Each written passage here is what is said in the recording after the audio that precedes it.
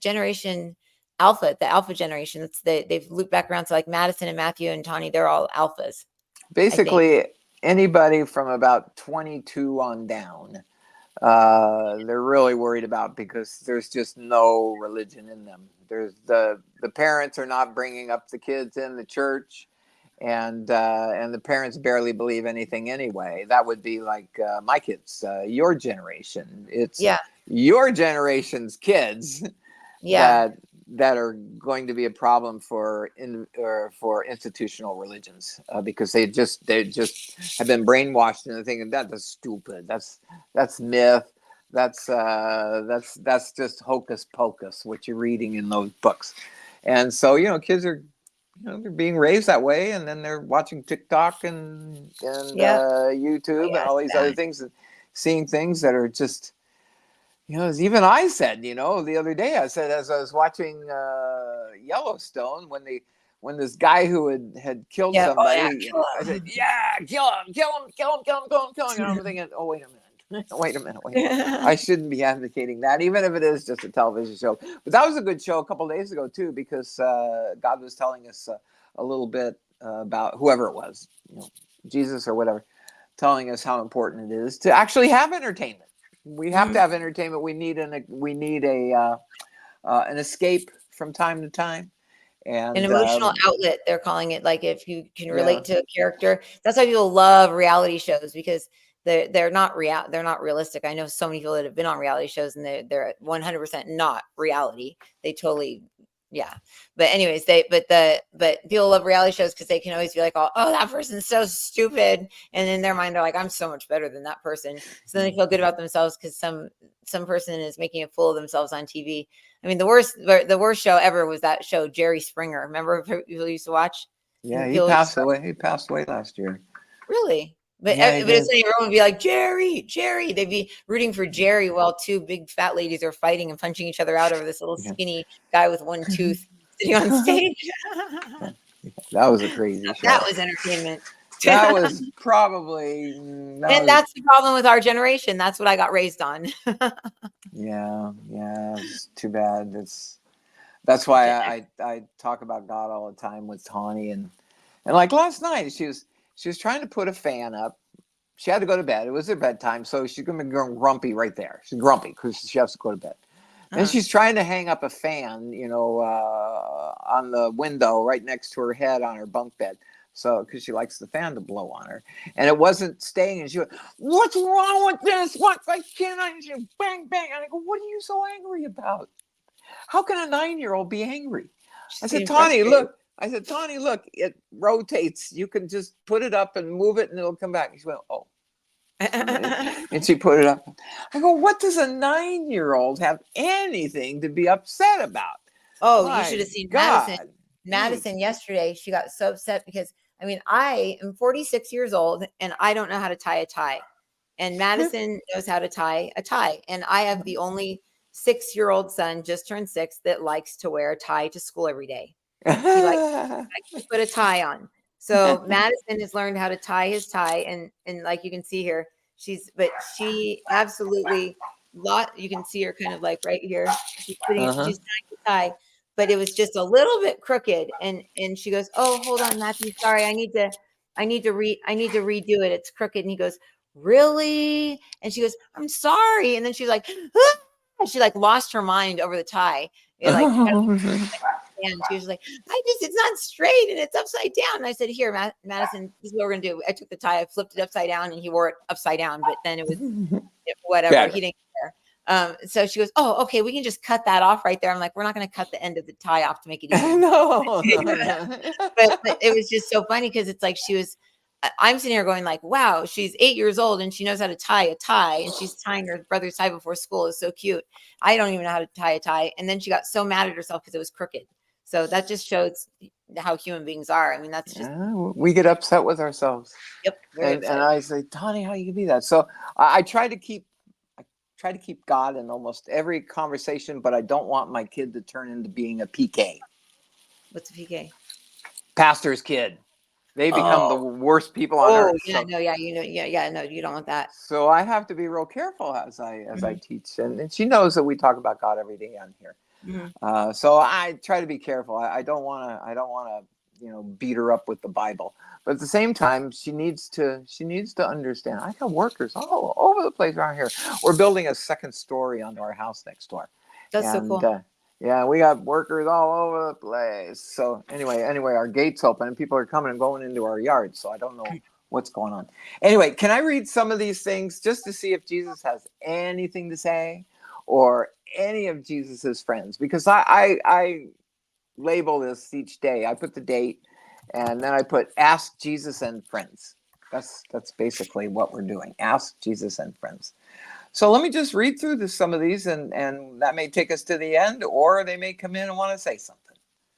So where are Pam we just at? said she can't hear me. I just asked Pam, can you hear me? If you guys can hear me, just hit 1 in the chat. Just hit a 1. If you can hear me, then they can. I can hear you.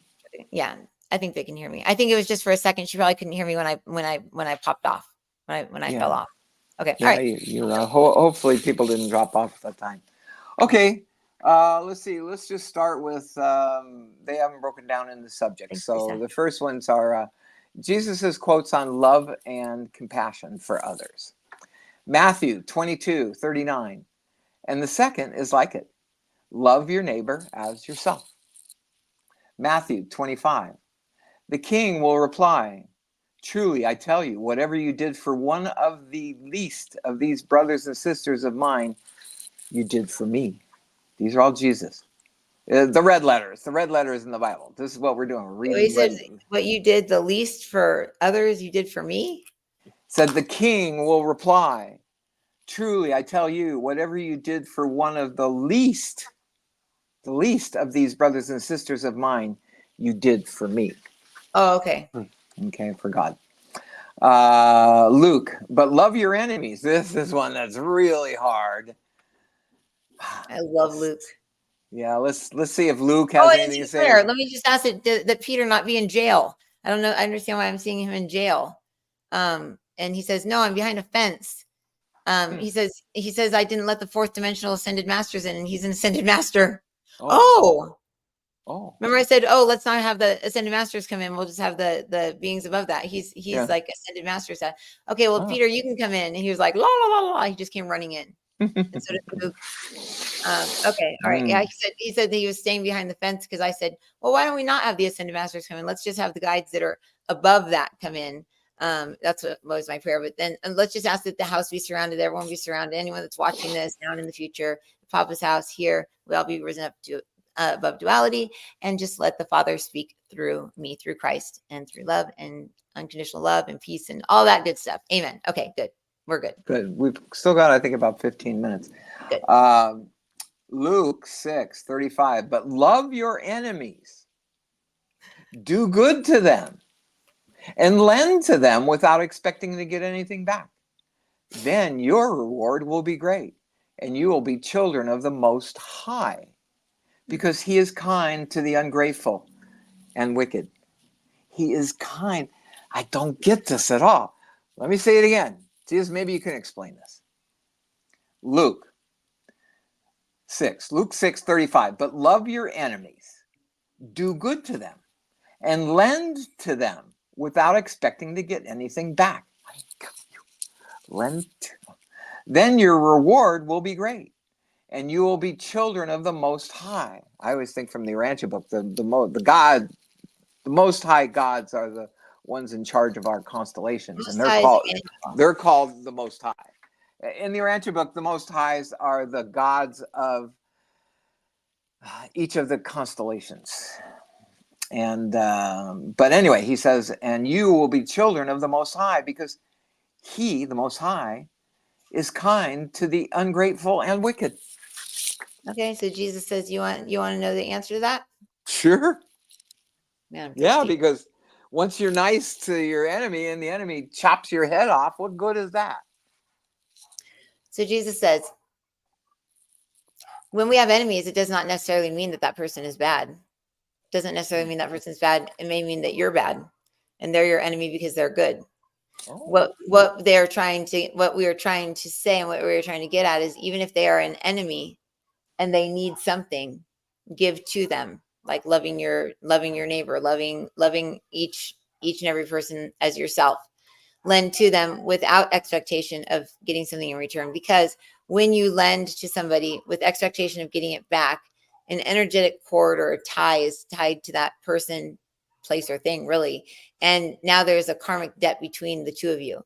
So if you're lending, or if you're saying, here's my wheelbarrow, enemy, even though I know you're going to go take this wheelbarrow and you're going to drive it over my side of the property and you're going to smash my flowers while you're picking up your cow's manure or doing whatever it is they're going to do with the wheelbarrow, still lend to them and don't expect to get it back.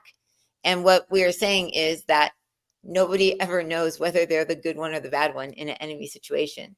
And God is kind to all human beings, to all beings in all situations, because there's 12 ways as a human being to look at every situation. Each of you can only see up to 5 right now. Imagine being able to see 6, 7, 8, 9, 10, 11, 12 different perspectives of the same exact situation. But explaining this to people back in those times with that conscious level where they were at would be too hard to explain it that way. So they just said, be nice to your enemies, and God does nice things for enemies. Instead of saying you could be the enemy, you could be the bad guy, or they could be the bad guy. Nobody knows. God doesn't judge. Man judges, and only the souls judge. That God does not judge. God just loves everyone. It's Oh interesting. no! Oh no! Oh no! I just knocked off a pop-up and it came back, knocking me off into something else. Okay, cash mint. Okay, I'm back. All right, let's keep going with it. Matthew 22:37. You shall love the Lord your God with all your heart and with all your soul and with all your mind. John 13. A new command I give you. All your heart, all your soul, and all your mind. Yeah. You shall Heart. love the Lord your God with all your heart and with all your soul and with all your mind. It's interesting. I just saw. I don't have any channel, but I saw it said all your heart, and I saw a circle in the middle, and it said all your soul, and there's a circle around that, and then all of your mind, and there was a circle around that. I'm wondering if they said all of your mind. Nope, mind is the big one, the soul, and then the heart. It looks like the Tupperware bowls they used to talk about, how they said God was kind of like stacked within God's self. Mm-hmm. But that's interesting that they're all part of the heart center, the heart, the soul, and the mind, and that the mind is bigger than the heart and the soul. It's not the brain. The mind is different. Okay. What's hard is loving something that you have not met or held or experienced. So when God says to love him with all your heart and your soul and your mind, then you have to have an extreme amount of faith that he's real. Exactly. That's what I was saying. It's not tangible. You can't, you have no proof. I think I took it for real because even as long as we've been doing this, I would still have my doubts. I'd be going, oh my God, we wrote these books and we talk to Jesus all the time and everything. Is this really for real? Or are we in some weird movie or something that we're doing this? But when he healed my back, that was it. That was it. Any doubt I had ended immediately. Because when he told me, when I was set to almost have to have my second back surgery, and he told me what to do to fix my back when I asked him, and my back got fixed. And it's gotten hurt since then, and I used the same method, and it got better again. I realized at that time that, yeah, this is real. This is real. Oh, the other time was, I shouldn't have ever questioned it. The other time was when I was in Culiacan. I don't know if you remember this. Drew and I, this was many years ago, we were just starting. I was just starting doing the books and everything. And I had my own little office set up there. And so I was doing all this work every day. I'm working on putting the books together and typing and doing whatever that means. And I sat out on the porch with Drew, and we were just talking about regular things. And I remember looking out straight. I wasn't looking at Drew. She was to my right. And I looked straight out at sort of like these bushes and a tree in the corner of her property. And I said, you know what, babe? I think this is all just a bunch of garbage. I don't even know if what I'm doing is the right thing. Oh, didn't you like have a stroke or something like that? Yeah. I stood up, passed out, broke a rib. I fell into a You chair broke and a broke a rib? I rib. didn't know that. You didn't tell me. I would have Well, been bleeding to death. it would have been better if it had been broken instead of being bruised. I mean, I could not sleep that night. I could not find any position to be in without being in massive pain. And what else? It was my ribs and I think my arm, but I passed out. Drew thought I was dead. I ended up throwing up. I was out. I was completely out. I knocked myself out, and then I started throwing up, and Drew got really scared. Really scared. She had to tip my head so that I wouldn't choke. But that was the same And day I that got was when, and that like was when some I spirit questioned moved from this. us, right? What's that? Wasn't that the same day that I had some lady call me and say, "Oh, you got this spirit on you. You and your dad have the spirit," and she wanted to remove it or something? Or was that the day that Stevie showed up? No, that was the time when Stevie showed up. No, this is a long time. This is my gosh. Let me think back how long You had the ago this weirdest was. things happen to us. Yeah, but yeah, I was. They threw me for a loop. Now, a normal person will say, "Well, Joe, you were just dehydrated, you know, and Yeah. you stood up too fast, and you fell over." But that had never happened to me before. Is it a coincidence that it happened immediately after I questioned God? No, because I didn't question him anymore after that. Yeah, I it's thought, true. okay, I better do these books. I better do these books. And not So that anyway, God's gonna strike anybody down that speaks against God, but I think if your mission is to do this and show up every day and, take time out of your day to videotape. I mean, we come on for an hour, but it takes, it's like a 3 or 4 hour block of our minds being taken, before and after and, all that stuff. yeah. So for God to convince us to do this every day, not get paid and not, ask for any money or whatever, like he's got to make a pretty big statement if you're deciding that you're not going to believe anymore. Yeah.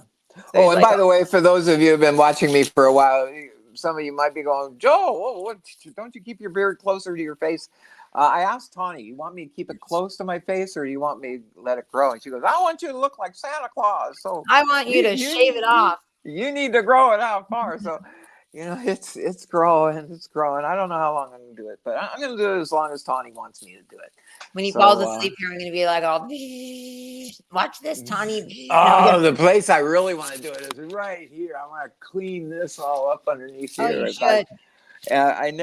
I've never really let it just grow even down my neck. And Drew said yesterday, she goes, "Oh, it's curling up." It sure is. Yeah. You're really Curling going to up. look like Santa. Just don't Anyway, give. I'm curious. Hey, when I graduated from college, my beard was down to the middle of my chest. I remember pictures. So, I mean, that's just the way it is. Okay, let's go on with some more of these. See if Okay. God has anything to say. Let's see. The next one is John 13. A new command I give you: love one another.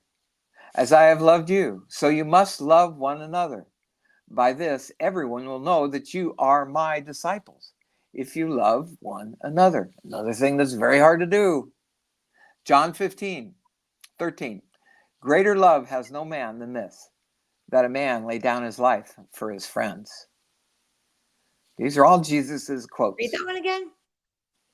Greater love has no man than this, that a man lay down his life for his friends. Oh, okay. No greater love than to lay down your life for others. Matthew 6:33. But seek first his kingdom and his righteousness, and all these things will be given to you as well. Not sure what those things are. They'd be heavenly. Wait, read that again, and let me ask Luke. Again, it's Matthew 6:33. But seek first his kingdom and his righteousness, and all these things will be given to you as well. He says the human beings at their base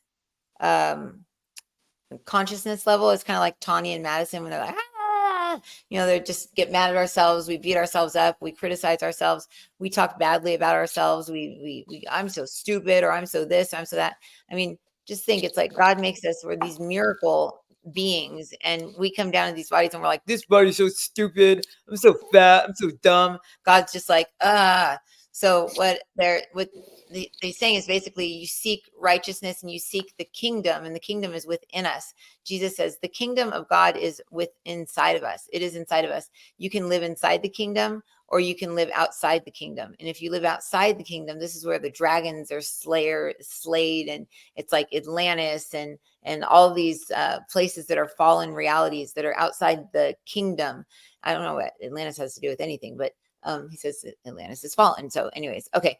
But if we are in the kingdom and we seek righteousness, regardless of whether we know what righteousness is or not, what we seek, we will find, and that's what will be given back to us. So if we seek the kingdom, we'll find that the kingdom within ourselves, and then we'll just feel better. We'll just feel better. I had a healing, or I didn't have a healing yesterday, but I had a coaching session with a guy who actually was like a into witchcraft and all this stuff before, and now he's not. And I did a coaching session, not knowing that he was into all that stuff before.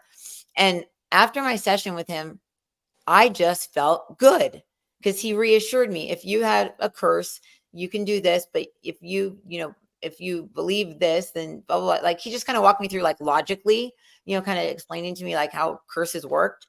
And I was like, oh, okay. And also, we had just channeled about how to get rid of curses, but I woke up this morning and I was just like, I feel like a different person. I just feel like a different person. I feel like I'm in the kingdom. This is what Jesus says. He says, you are in the kingdom now. He says, when you fall from the kingdom, he says, this is when you start self-doubting, when you start, talking bad about yourself and trying to like rebel against, like if Jeff's being bossy, it's like, oh yeah, well, watch this, I'll do this. And, that's what I used to do with you guys. It's very ridiculous. I'll come late just to prove to you. It's the dumbest behavior. He said, that's when people fall out of the kingdom, when they're trying to do something to prove somebody wrong or that's right. And that's when you fall out of the kingdom, and you end up in a place within yourself that is not righteousness. It's like the opposite. And then you can't just help but be that. So Jesus says, ask to find the kingdom within. Say, where is the kingdom within me that I must seek righteousness within? And ask to be drawn into there. Pull all your attention and awareness into there, and then just say, thank you, God, for allowing me into the kingdom. Thank you. And God will hand you the keys. Oh, Peter says, and we will not knock them out of your hands with lightning. That's great. Oh, right. Yeah, because they knocked him out of his hands with lightning. With lightning. If you don't believe me, look it up. Google it. Google Peter statue in Buenos Aires. And it just happened recently. We're really getting down to the end. I wanted you to kind of promote again your website. Too bad we can't. We're only 48 minutes. We've still got like 5 minutes left. Oh, okay. Well, then let me go because this one I think is the most important one. I mean, there's probably more, but this is one that I think everybody should give some additional thought to. And I'm referring to Christians. They already have the faith. I mean, 15% of them do. Jesus says 85% of Christians don't even know what the hell they're doing. Yeah, they don't even understand. They don't even understand. They just go to church because their mother told them to. And then they're real good for an hour on Sundays, and then after the church is over, they go right back to their lives. But when I was baptized with you, I felt a huge burden come off of me. And I guess I went into the kingdom. But this is what Jesus said in Matthew 11, verse 28.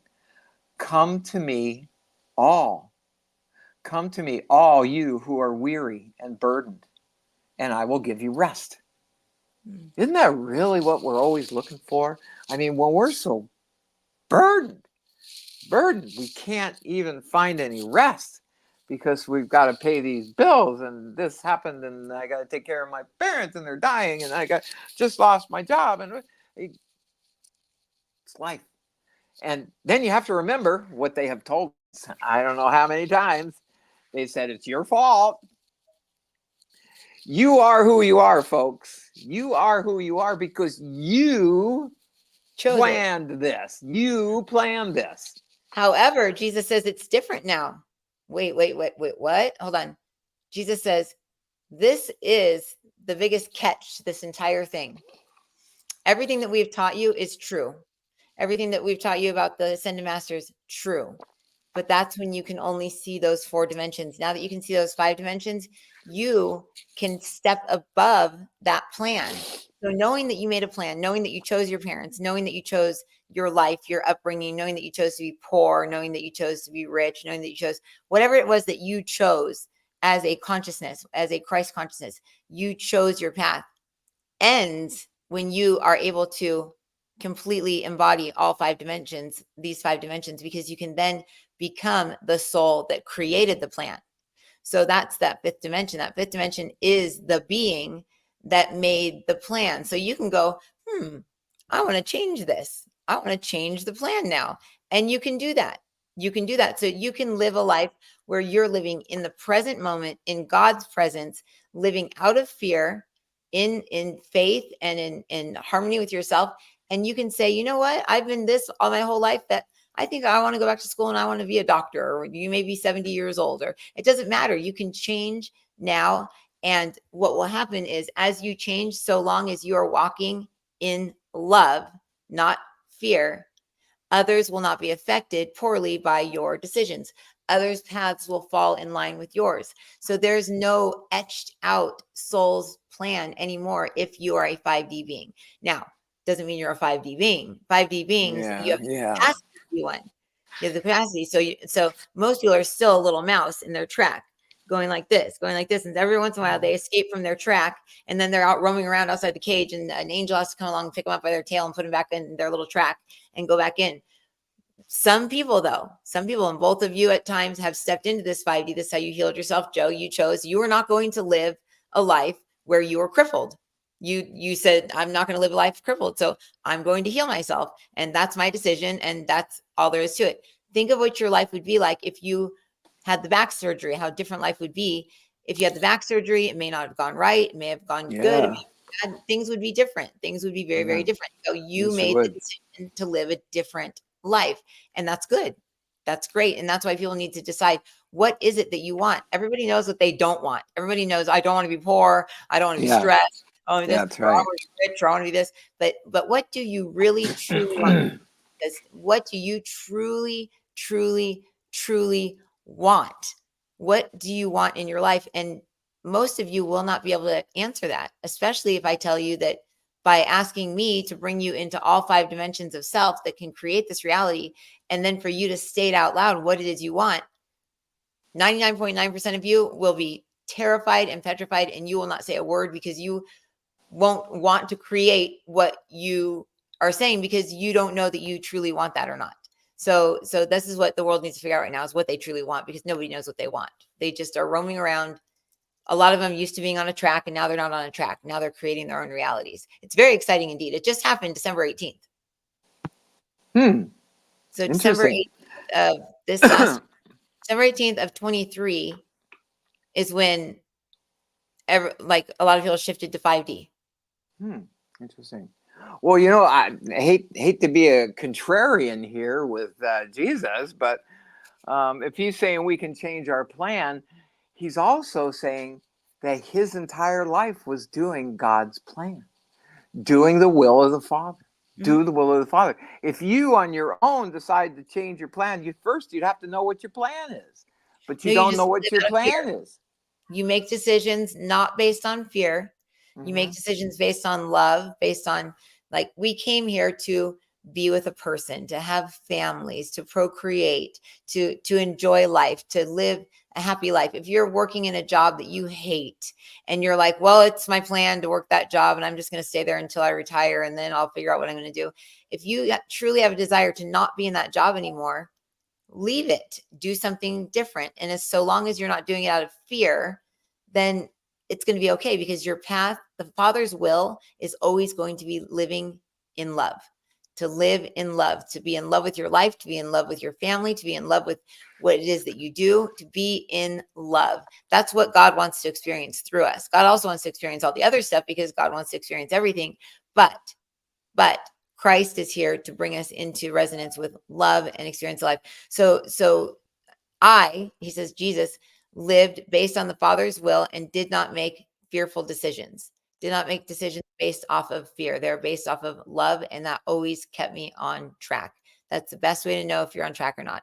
If you're going to quit your job because you're afraid that somebody saw you do something and they're going to go tell your boss and you're going to get in trouble, so you quit your job instead of staying and realizing that maybe they did something wrong, or maybe the boss wouldn't even find out anyways, and now you're jobless because you quit out of fear of something happening that may not have happened. Now you're off your path. and you're not going to meet the people that you would have met or experience the things you would have experienced. So doing things out of fear is very, very detrimental to your soul's health.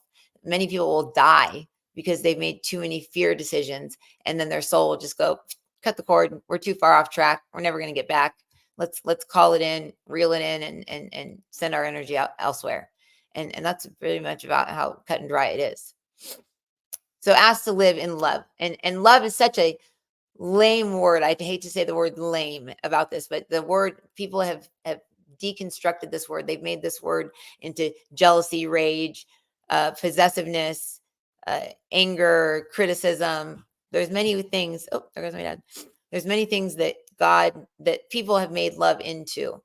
And many people think love is jealousy. Love is rage. Love is somebody being possessive. That's not love. Love is a neutrality that lives inside of you that is you. So when you don't feel like you have to be something else or be someone else, and you're just living your life, not being judged, that's love. That's a form of love. That is a form of love. And I think we're at the time. Oh, are we still online? Somehow I lost. There he is. There he is. Back again. Yeah. Okay. Yeah. You put me backstage. That's weird. I didn't even touch anything. Okay. We're probably at the end. Otherwise, I've got one little thing to say about that. Oh, yeah. No, say one more thing. We've got 3 minutes. Oh, my gosh. Let's wrap it up then. What I was going to say is, okay, I'm up in heaven. I am my soul. And I decide this is the plan. The plan is I'm going to be the world's best surfer, and I'm going to be a rock star, and I'm going to be brilliant in college. That's what my plan's going to be. But then I meet a girl and I go off and get married, and now I'm working at Taco Bell, and God's got his hand up against his head going, oh my God, how is he ever going to get back to that plan? Maybe we better work on a new plan.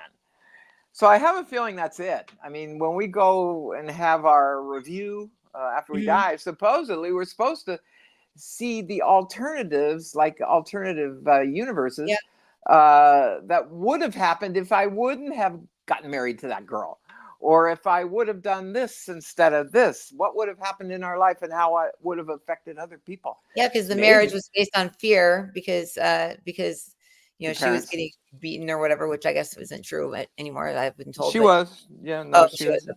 Oh, okay. But anyway, so but they're saying that a lot of the times, and that was part of your path. It was part of your plan. It was supposed to be part of your character and everything.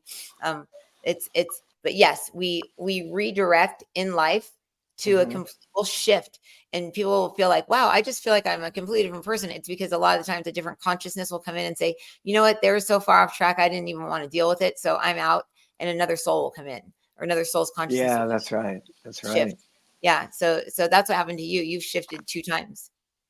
Yeah, we'll talk about that. Maybe we'll talk about that a little bit tomorrow, about swapping out spirits and souls. Soul swaps let's talk about. Yeah, let's talk about that tomorrow. 59 minutes and 20 seconds, so we better get out of here. So, okay, thanks everybody. Guys, and MarisaMoris.com will be up. I'm gonna have a store and everything. I'm super excited about it. Go to it. It's gonna be up and running in probably like about 30 or 45 minutes after we get done here. So, okay, bye everyone. DiscoverIntuition.com.